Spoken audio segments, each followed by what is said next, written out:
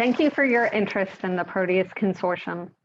This consortium aims to optimize the use of patient-reported outcomes to ensure that the patient's perspective is effectively captured and can be used to inform research and practice.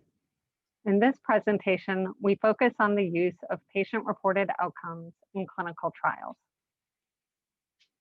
I'm Claire Snyder, one of the principal investigators of the PROTEUS Consortium, and I have the privilege of presenting this Introduction to Patient-Reported Outcomes and the PROTEUS Consortium, along with co-principal investigator Michael Brundage. I am a PhD Outcomes and Health Services researcher and a professor of medicine, oncology, and health policy and management at the Johns Hopkins Schools of Medicine and Public Health. And Dr. Brundage is a practicing radiation oncologist and director of cancer care and epidemiology at the Queen's Cancer Research Institute in Kingston, Ontario, Canada. PROTEUS was initially funded by the Patient-Centered Outcomes Research Institute and has continuing funding from Genentech. This is one of a series of presentations about PROTEUS and the tools and resources available to optimize the use of patient-reported outcomes in clinical trials. In this presentation, we provide an introduction to patient-reported outcomes and the PROTEUS Consortium. Another presentation introduces the 6 core PROTEUS tools and their role in guiding the design, conduct, analysis, reporting, and application of pro-clinical trial data. For those who want additional information, we have or will soon have a separate presentation that provides an overview of the recommendations for each of the 6 core PROTEUS tools. These presentations are meant to provide sufficient information for someone who might be reviewing information, but not necessarily applying the recommendations themselves. And for those who want even more detailed information, we have or will soon have presentations that go into the specific recommendations for each of the 6 tools to provide the level of detail for applying the tool's recommendations in practice. Available presentations are posted on the PROTEUS website, theproteusconsortium.org, with new presentations being added over time. So before we cover anything else, it's important that everyone understand what we mean by a patient-reported outcome, or PRO. A PRO is a report about a health condition or its treatment that comes directly from the patient without interpretation by a clinician or anyone else. It can be helpful to think about PROs in the context of other types of clinical outcomes assessment.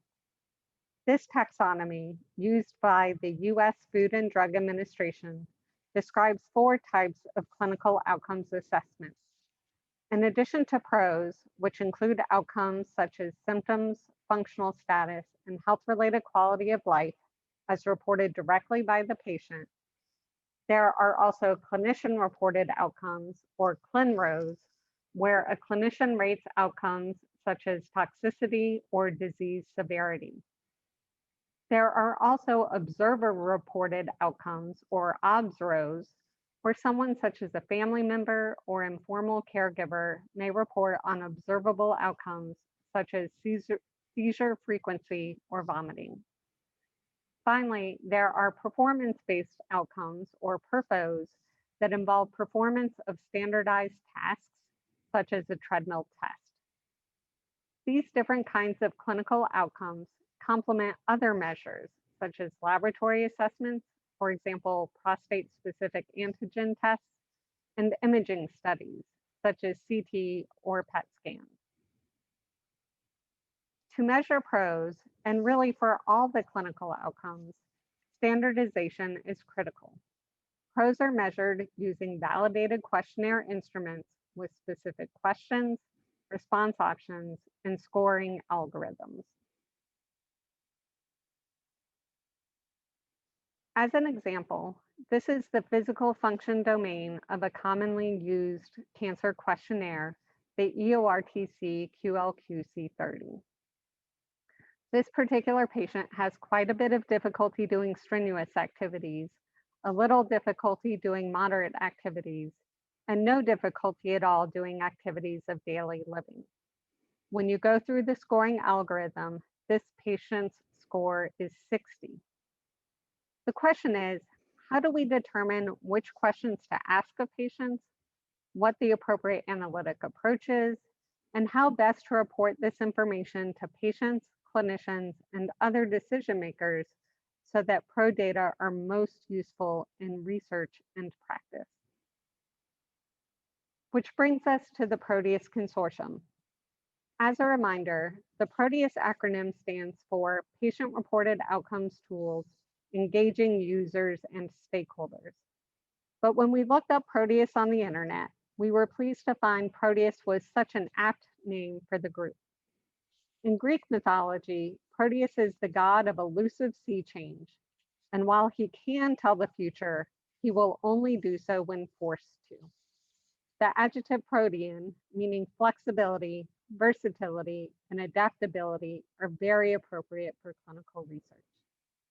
I'll now turn it over to Dr. Brundage to describe the workings of the PROTEUS Consortium. Thank you, Dr. Snyder. As Dr. Snyder has summarized, the PROTEUS Consortium aims to ensure that patients, clinicians, and other decision makers have high-quality PRO data from clinical trials so that they can make the best possible decisions about treatment options. To achieve this objective, we are partnering with key stakeholder groups to disseminate and implement tools that have been developed to optimize the use of PROs in clinical trials.